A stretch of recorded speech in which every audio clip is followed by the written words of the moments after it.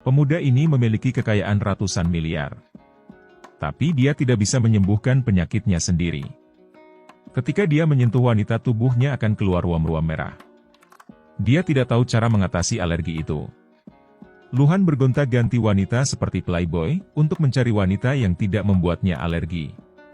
Tapi selama bertahun-tahun dia mencobanya, semua gagal. Luhan minum-minum di jalan dan mabuk. Hingga tanpa sengaja jatuh ke bawah jembatan.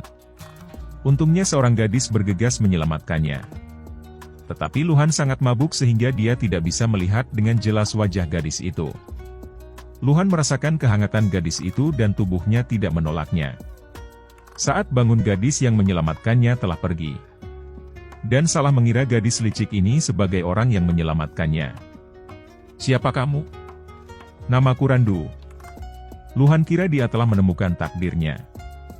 Dia membawa Randu ke hotelnya untuk melakukan perawatan. Karena Luhan pengidap OCD, jadi dia membersihkan seluruh ruangan dengan mendetail sendiri. Ketika dia selesai mengatur, pelayan menyelinap masuk untuk menggeledah untuk menemukan sesuatu. Kemudian secara kebetulan bertemu dengan Luhan di ruang pakaian. Karena alergi pada wanita, dia langsung bergegas ke kamar mandi. Pelayan itu adalah Chauti, sebenarnya dialah gadis yang menyelamatkan Luhan waktu itu.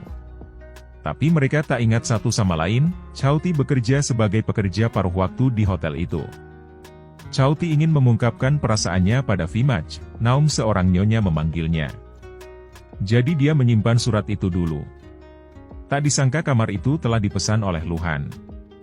Dan surat cinta itu juga telah dibuang oleh pelayan yang membersihkan. Luhan mengira jika Chauti ingin mengambil barang-barangnya. Dan menuduhnya pencuri. Chauti sejak pertama kali melihat wajah Luhan sudah bendi dia. Karena tubuh Luhan akan bereaksi ketika bersentuhan dengan wanita. Luhan menyentuh Randu dengan sengaja. Luhan sengaja memperlihatkan kalung itu. "Apakah kamu familiar dengan kalung ini?" Randu bertanya. "Apa itu desain yang dikeluarkan perusahaanmu?" "Aku tidak pernah melihatnya." Luhan tidak mengatakan apapun. Randu memeluknya dari belakang. Karena infeksi sudah mulai menyebar, Luhan menggunakan alasan sibuk untuk pergi. Saat kembali ke hotel, tubuh Luhan penuh dengan ruam. Luhan dengan cepat segera putuskan hubungannya dengan Randu. Namun Randu memohon pada Luhan untuk tidak menolaknya. Sementara itu Chauti bersembunyi dan menguping pembicaraan mereka. Luhan menaiki mobil dan pergi dari sana. Namun Chauti yang sembunyi di bagasi ikut terbawa oleh Luhan. Chauti sangat bingung alasan apa yang harus diucapkan saat dia keluar. Tiba-tiba dering ponselnya berbunyi. Luhan langsung mengeremnya, dan bertanya kena Chauti ada di mobilnya. Chauti menjelaskan jika ada barangnya yang tertinggal di kamar Luhan.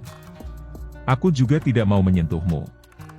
Luhan tidak ingin mengatakan lebih banyak. Langsung menyuruh Chauti turun dari mobil.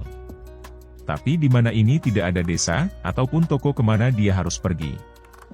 Jadi Luhan hendak membawa Chauti ke polisi. Mendengar itu Chauti hendak keluar mobil. Sebuah tumpukan batu terlihat Chauti dan menyuruh Luhan berhenti. Chauti hendak kabur namun dikejar Luhan. Luhan yang alergi terhadap wanita. Dijatuhkan Chauti ke lumpur.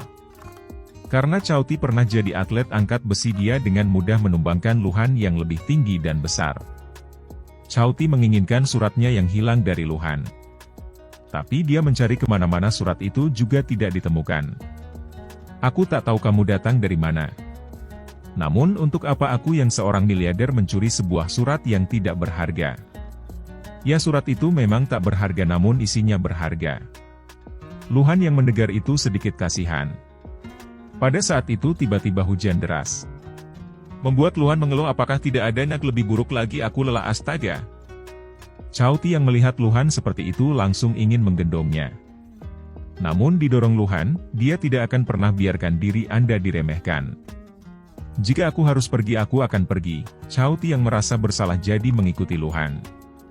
Utnumnya tidak jauh dari sana ada halte bus. Saat ini, Luhan bertanya memangnya apa isi surat itu. Chauti merasa malu karena itu adalah surat cinta. Jadi dia berbohong jika itu surat hutang. Setelah sama-sama ingat, Jiak Luhan pernah menemukan surat berwarna pink saat dia memasuki hotel. Jadi Luhan membuangnya ke tempat sampah. "Tuh kan beneran elu yang buang," Chow Ti sangat marah pada Luhan. Dua orang bertengkar hebat di bawah hujan yang deras. Saat hujan berhenti, hujan meteor berjatuhan sangat indah. Chow Ti membuat keinginan ketika melihat hujan meteor. Tapi Luhan mengejek Chow Ti, dan bilang jika meteor hanyalah sampah semesta. Chow Ti merasa kesal hingga berhenti berharau. Dia tak mengerti kenapa orang besar seperti Luhan punya mulut seperti itu. Ketika keduanya terus berdebat. Bus telah tiba. Ketika kembali hotel, Luhan baru menyadari bahwa ada sesuatu yang aneh.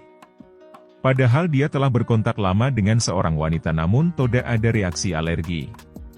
Luhan mendapatkan surat milik Chow Ti lagi dan melihat ukiran cincin Chow Ti yang sama dengan kalung penyelamatnya. Dia langsung mencurigai Chow Ti yang menyelamatkannya hari itu. Untuk memverifikasinya Luhan datang ke sekolah Chow Ti. Chati kaget karena Luhan ada di depannya. "Bukannya kamu bilang tidak mau memiliki hubungan denganku?" "Aku berubah pikiran, gadis kecil, kita akan bertemu lagi." Chow Ti melihat kalung di sakunya. Dan kalung itu sebagai jembatan yang membuat dia dan Luhan bertemu sekarang. Luhan mencari segala cara untuk mendekati Chow Ti. Chow Ti mengharapkan Luhan segera muncul. Chow Ti bekerja di bar, di hari pertama kerja dia bertemu Luhan. Dia sangat takut dikenali Luhan jadi menunduk ke bawah terus namun Luhan segera memanggilnya. Tapi Luhan hanya memberinya uang tip.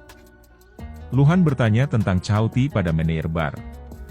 Ternyata Luhan mengenali Chow Ti saat itu. Luhan memberikan hadiah kalung pada Chow Ti. Chow Ti tidak menyesal karena Luhan kan kaya. Dua preman berpapasan dengan Chow Ti, preman itu akan menyerang Luhan. Chow Ti yang mendengar itu segera menarik Luhan untuk kabur. Tapi masih terlambat satu langkah. Luhan melawan mereka. Melihat para preman memegang tongkat baseball, Chow Ti segera membantu. Chow Ti mematahkan tongkat baseball dengan tangan kosong. Saat menangkis pemukul, kaki Chow Ti malah terkilir. "Apa kamu baik-baik saja?" Luhan langsung membawa Chow Ti ke rumah sakit. Karena Luhan yang pengidap OCD, jadi dia memasukkan Chow Ti ke bangsal yang steril. Karena tidak mau berhutang budi dengan Chow Ti, Luhan ingin membayar Fahuti dengan uang. Chow Ti menolaknya, dia bilang tidak membantu Luhan karena uang. "Tanyakan saja apa yang kamu inginkan." Chow Ti kekeh tidak mau. Keesokan harinya, Luhan pergi ke sekolah Chow Ti sebagai tamu. Tapi karena tadi malam Chow Ti tidur tidak baik jadi dia tertidur di kelas. Saat dia bangun secara kebetulan, giliran pertanyaan. Chow Ti meregangkan tangannya ke atas dan disalahpahami jika Chow Ti bertanya. Chow Ti yang setengah sadar tertegun, panitia memberikan mic pada Chow Ti. Temannya segera membantu Chow Ti. Luhan yang tahu jika Chow Ti tertidur di kelasnya memberinya pelajaran. Dan memberikan penjelasan yang panjang lebar. Pada saat malam Chow Ti menyewa karaoke sendirian.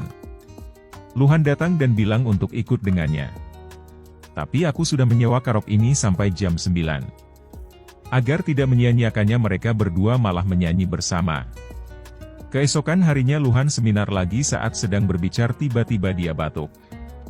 Dan Chow Ti juga ikut batuk, semua orang memandang mereka dengan heran.